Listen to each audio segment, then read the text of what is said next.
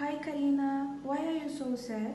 Hi, I haven't eaten anything since the morning. I'm so hungry, and that's the reason. I don't understand what's the problem with the food. By the middle of the 19th century, conditions for the development of animal husbandry on the territory of Kazakhstan couldn't be better. Fertile pastures, rich high fields, availability of water, and nomadic life allowed keeping so many cattle that shepherds could feed not only their people but also export meat to neighboring countries. Kazakhstan in the middle of the 19th century exported about 6,000 tons of mutton. This is with a population of 1.5 million people. If we take the conventional indicator of exports per capita, then we get 4 kilograms of meat per one inhabitant of the country. From January 1 to November 13, 1817, Kazakhstan exported 11,138 tons of meat products. With a population of 80 million people, the world indicator turns out to be very sad.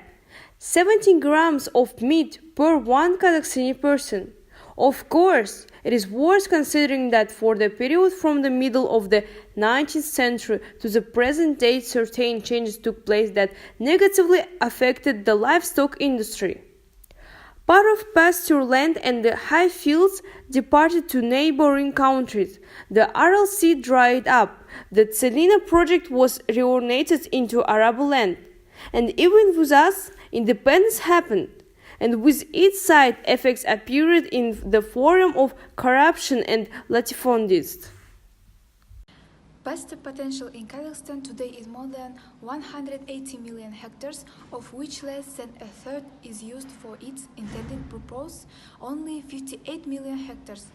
Is it possible to say that 150 years ago, animal husbandry in Kazakhstan is effective? Of course, can we say that the agricultural sector was competitive? Of course, even despite the fact that there was in concept of agricultural sector and world food market. The same with the key driver of the country's economy, the agro-industrial complex didn't yet know that it was called that way. And the term driver wasn't in use, and the economy of the country is a very vague concept of that period of nevertheless it was a key income. Can we say that today our agriculture is competitive? Mostly not. And the main reason is the lack in technology.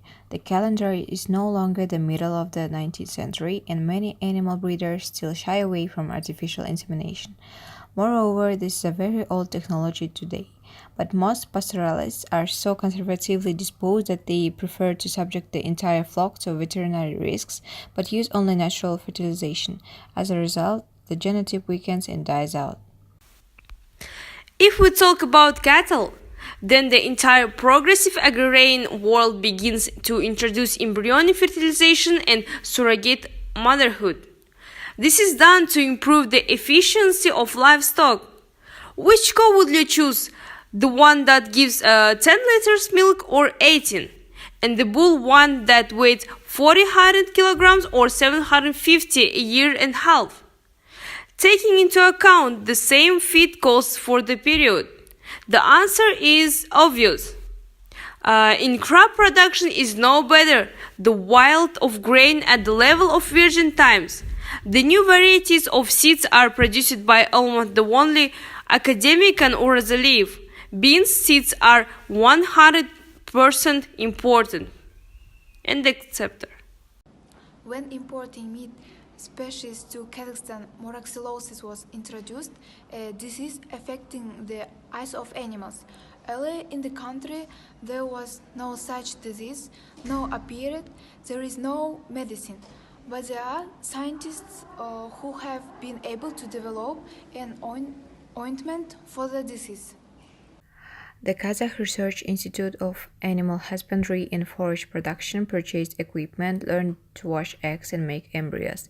Scientists have even frozen the embryos of all Kazakh breeds, but the technology hasn't taken root and the equipment is inhibited because there are no orders from the business, because there is no understanding of the need. Because for an ordinary farmer, it's better to use natural fertilization. In fact, cattle with chlamydia produce outbred cattle and reduce the efficiency of the herd. The fact that agriculture is inefficient today without agrarian science is indisputable. The agriculture which was 50 years ago is unprofitable today. Those methods and technologies used by our ancestors are mostly uncomparative. It turns out that we have great potential, but use less than half. We have enormous growth opportunities for the agro-industrial complex and increasing its profitability, but we don't want to invest in efficiency. We sit on a barrel of gold while we live from hand of mouth. What time is it? Adventure time!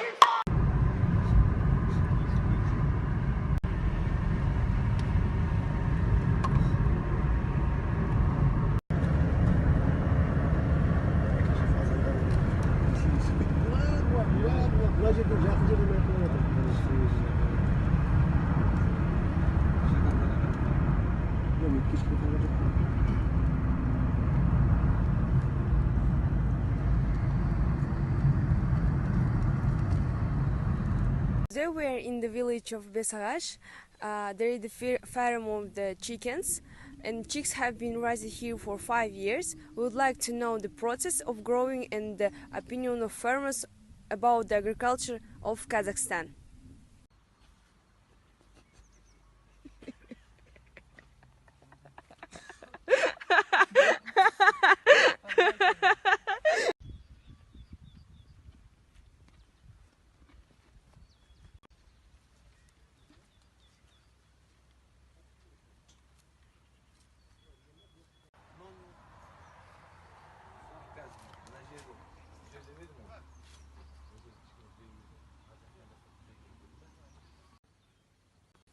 Сколько лет вы занимаетесь фермерством?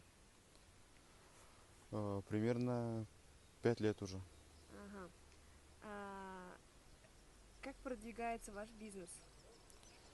Бизнес продвигается у нас отлично. Поставляем почти всему Казахстану. Нашими курицами питается почти весь Казахстан. По большей части мы работаем с фирмой Alma Агропродукт. Мы даем им курицу и продаем. Они дальше поставляют их по ресторанам, отелям и аэропорту. Тяжело ли выращивать куриц? В принципе, ничего сложного нету. Главное правильное питание, витамины и вовремя подавать им пищу, воду. Были проблемы в открытии вашей теплицы? И какие технологии вы используете для выращивания цыплят?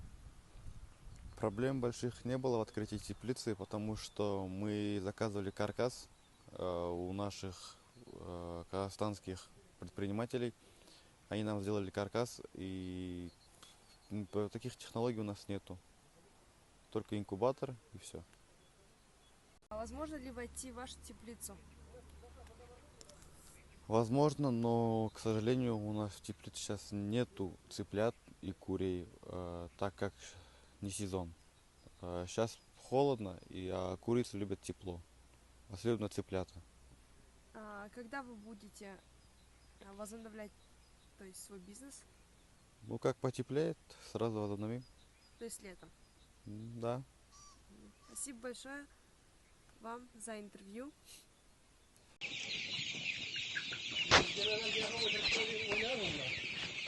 Wow, kami ako